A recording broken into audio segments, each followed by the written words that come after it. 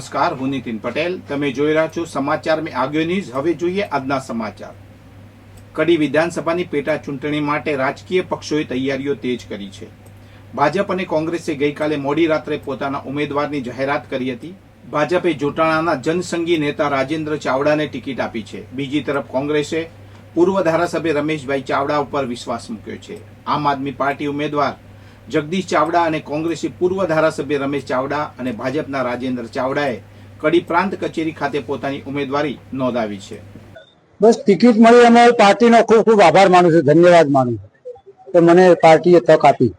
ભાજપ માટે તો હું લગભગ 1981 થી ભાજપમાં જોઈન થયો અને વિવિધ હોદ્દા જિલ્લાના મેં ભોગવ્યા છે, તાલુકાના પણ ભોગવ્યા છે, તાલુકા પંચાયતનો ડેલિગેટ પણ રહી ચૂક્યો છું.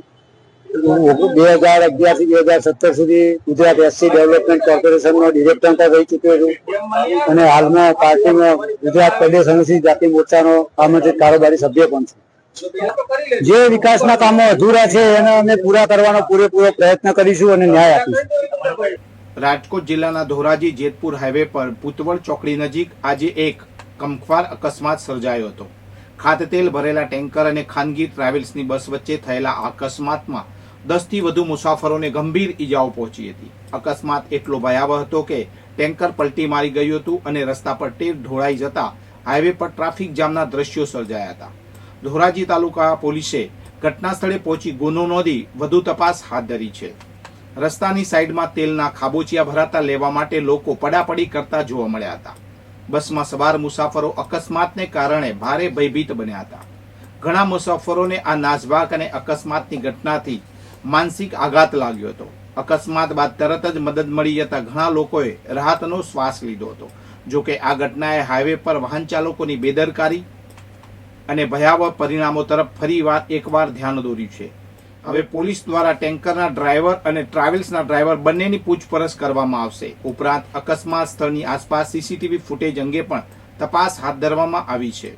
થરાદ તાલુકાના આસોદર ગામમાં નર્મદાના પાણીનું આગમન થયું છે. સીપુ નર્મદા પાણીની પાઇપલાઇનમાંથી આસોદર ગામના તળાવમાં પાણી ભરવાની મંજૂરી મળી છે. આ પ્રસંગે ગામ લોકોએ એકત્ર થઈને આભાર વિધિનું આયોજન કર્યું હતું. વર્ષોથી નર્મદાના પાણીની રાહ જોતા થરાદ તાલુકાના ખેડૂતો માટે આ ખુશીના સમાચાર છે. નર્મદાનું પાણી મળવાથી હવે ખેડૂતોને મોટો ફાયદો થશે. થરાદ તાલુકાના અનેક ગામડાઓમાં ખેડૂતો માટે આનંદનો માહોલ છે. ગામ લોકોએ વડાપ્રધાન, મુખ્યમંત્રી અને વિશેષ રૂપે થરાદના ધારાસભ્ય તથા ગુજરાત વિધાનસભાના અધ્યક્ષ શંકરભાઈ ચૌધરીનો આભાર વ્યક્ત કર્યો હતો. શંકરભાઈ ચૌધરીએ ખેડૂતોને પાણી માટે આપેલું વચન પૂર્ણ થતા ગામ લોકોએ તળાવ કાંઠે એકત્રિત થઈને તેમનો હૃદયપૂર્વક આભાર માન્યો હતો. સાથે જ તળાવમાં નર્મદા મૈયાના પાણીના વધામણા કર્યા હતા.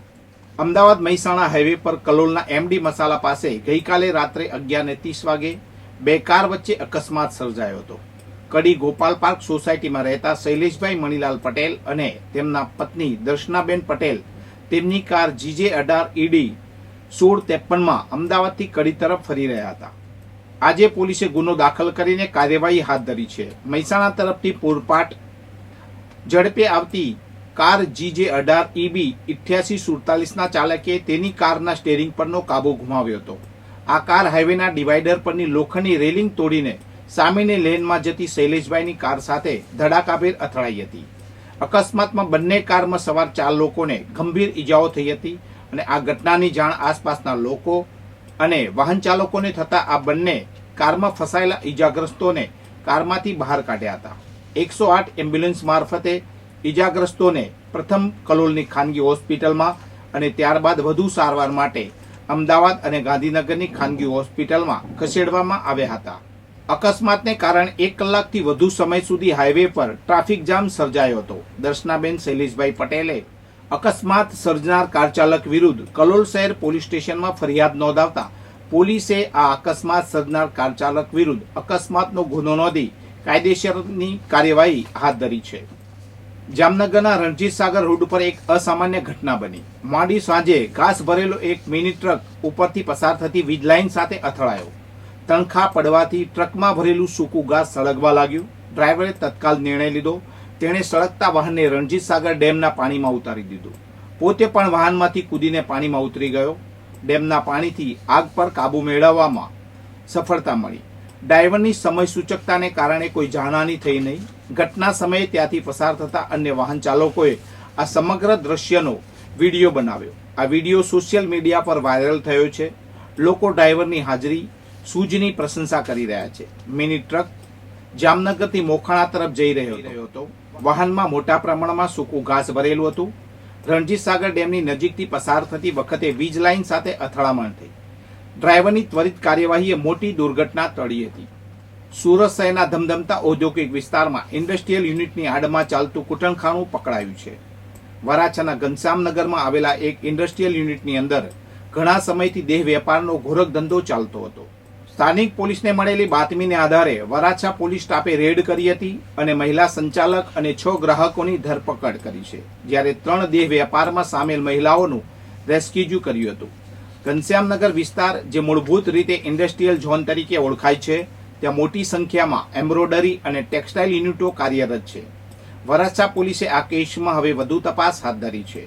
મહિલા સંચાલકની પૂછપરછ દ્વારા આ નેટવર્કના બીજા સદસ્યો અને તેમના સંપર્કો તથા કોને કોને ગ્રાહક તરીકે બોલાવવામાં આવતા હતા તેની વિગત મેળવવાની કામગીરી હાથ ધરવામાં આવી છે. વધુ સમાચાર માટે જોતા રહો સમાચાર મેં આગે ન્યૂઝ. નમસ્કાર.